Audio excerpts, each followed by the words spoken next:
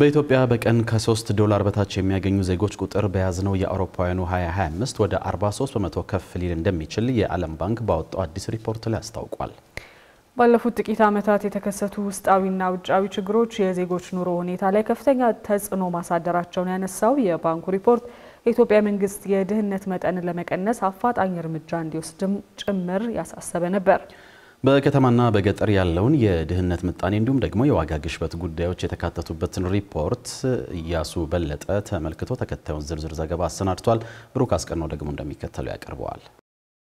የዓለም ባንክ ድህነትንና የሀብት ፍትሃዊነትን በተመለከተ ከሰሞኑ በወጣው የግምገማ ሪፖርት በኢትዮጵያ ከድህነት ወለል በታች ወይም በቀን ከ$3 በታች የሚያገኙ ዜጎች ቁጥር በከፍተኛ መጠን እየጨመረ መሆኑን ጠቅሷል። ከ$3 በታች ዕለታዊ ገቢ ያላቸው ኢትዮጵያውያን ቁጥር በአውሮፓውያኑ ከ2016 እስከ 2021 ባለው ጊዜ ከ33 በመቶ ወደ 39 በመቶ ማደጉንም ባንኩ በዚሁ ሪፖርቱ ጠቁሟል። ሊጠናቀቅ ከ3 ወራት በታች በቀሩት የፈረንጆቹ 2025 ዓመትም ይህ መጠን ወደ 43 በመቶ ከፍ ሊል እንደሚችል ነው የጠቀሰው።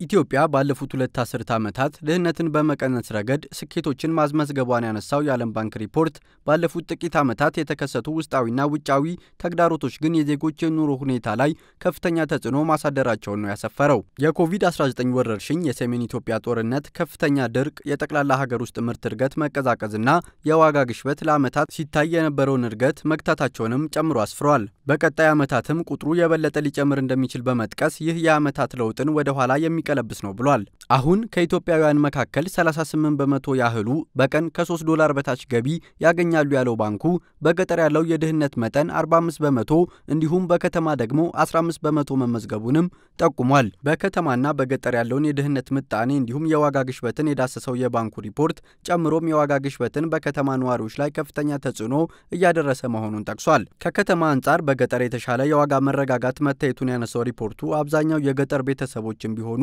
ውስን በሆነ የገበያ ተሳትፎ ምክንያት ህይወታቸው በተጽዕኖ ስር እንዲወድቅ መሆኑን ገልጿል። በተጨማሪም የገጠር ማህበረሰቦች ከመሬት ጋር የተያያዙና ውጤታማ አስተራርን በሚገድቡ ፖሊሲዎች ምክንያት ከግብርና ውጪ ባሉ የስራ ዕድሎች ላይ የተገደበ ተደራሽነት አላቸው ብሏል። 3/4 የሚሆነው ህዝብ በሚኖርበት በገጠር አካባቢዎች የኑሮ ደረጃ በከፍተኛ ሁኔታ መቀነሱ በኢትዮጵያ ያለውን የገጠር ድህነት ይበልጥ አጉልቶ አሳይቷል ሲልም ባንኩ አመልክቷል። በአገሪቱ ውስጥ የተማረ የሰው ኃይል በተለይም በገጠር አካባቢዎች ዝቅተኛ መሆኑን የገለጸው ሪፖርቱ በአውሮፓውያኑ 2021 86 በመቶ የሚሆኑ የገጠር ጎልማሶች የመጀመሪያ ደረጃ ትምህርታቸውን አላጠናቀቁም ብሏል። በጣም ደሃ የሆኑት ቤተሰቦች ብዙውን ጊዜ ከገበያዎችና ከህዝብ አገልግሎቶች ተለይተው የሚኖሩ ከመሆኑም በላይ በአየር ንብረት ለውጦችና በምግብ እጥረት በእጅጉ ይጎዳሉ ሲልም አስፍሯል። መንግስት እየተገበራቸው ስላሉ ፖሊሲዎች በሪፖርቱ ያነሳው ባንኩ ከአውሮፓውያኑ 2024 አጋማሽ ጀምሮ መንግስት በገበያ ላይ የተመሰረቱ የምንዛሪ ተመኖች፣ የንግድና የግብር ማሻሻያዎች፣ የኤሌክትሪክ ታሪፍ፣